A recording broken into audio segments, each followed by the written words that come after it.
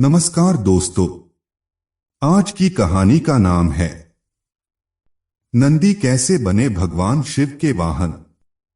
आशा करता हूं आज की कहानी आपको पसंद आएगी। ब्रह्मचारी व्रत का पालन करते हुए एक बार शिलाद ऋषि को भय सताने लगा कि उनकी मृत्यु के बाद उनका संपूर्ण वंश समाप्त हो जाएगा।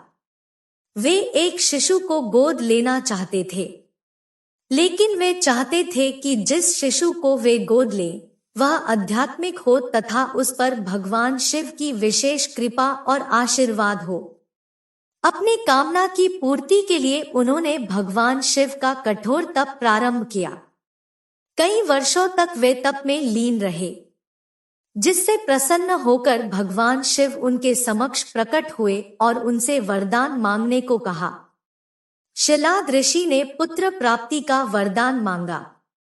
भगवान शिव शिलाद ऋषि को उनका मनचाहा वरदान देकर अंतर्ध्यान हो गए। भगवान शिव के अंतर्ध्यान होने के बाद शिलाद ऋषि ने जब अपनी आंखें खोली तो उनकी गोद में एक शिशु था।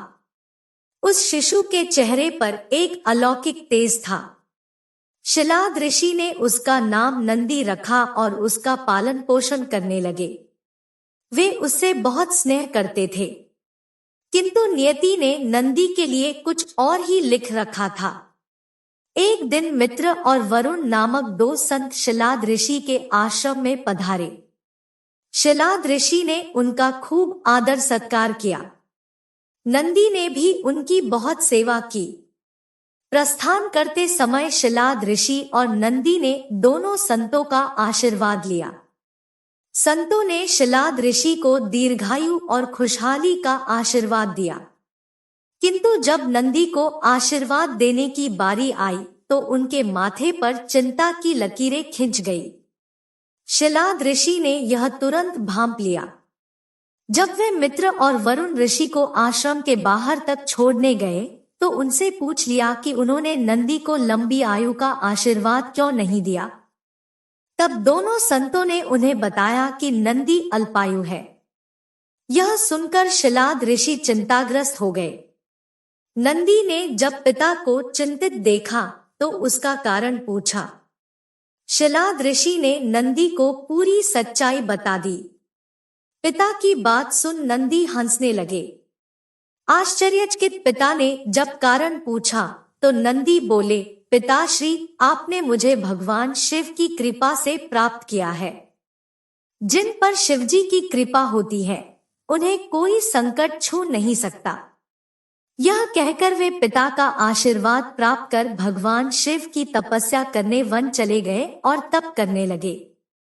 नंदी का तप इतना कठोर, ध्यान इतना प्रबल और आस्था इतनी मजबूत थी कि भगवान शिव को प्रकट होने में अधिक समय नहीं लगा। शिव ने प्रकट होकर नंदी से वरदान मांगने को कहा। नंदी के पूरी उम्र उनका सानिध्य मांग लिया। तब शिव ने उन्हें बैल का चेहरा प्रदान कर अपने वाहन के रूप में स्वीकार किया और अपने गणों में सर्वोच्च स्थान प्रदान किया। शिव ने आशीर्वाद से नंदी मृत्यु के भय से मुक्त होकर अजरमर हो गए। भगवान शिव ने गणों के अधिपति के रूप में नंदी का अभिषेक करवाया। इस तरह नंदी नंदीश्वर हो गए। भगवान शिव ने नंदी को वरदान दिया था कि जहां उनका निवास होगा वहां नंदी का भी निवास होगा। माना जाता है कि तब से शिव मंदिर में शिवलिंग के साथ नंदी की भी स्थापना की जाती है। नंदी पवित्रता, विवेक, बुद्धि और ज्ञान के प्रतीक है। उनका हर क्षण भगवान को समर्पित है।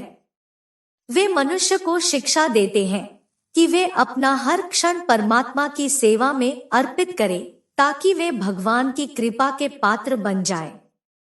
अगर आपको हमारा ये वीडियो पसंद आया हो तो इसे लाइक करें, शेयर करें और कुछ सुझाव देने हो तो कमेंट करें तथा हमारे YouTube चैनल GRP वीड को सब्सक्राइब करें।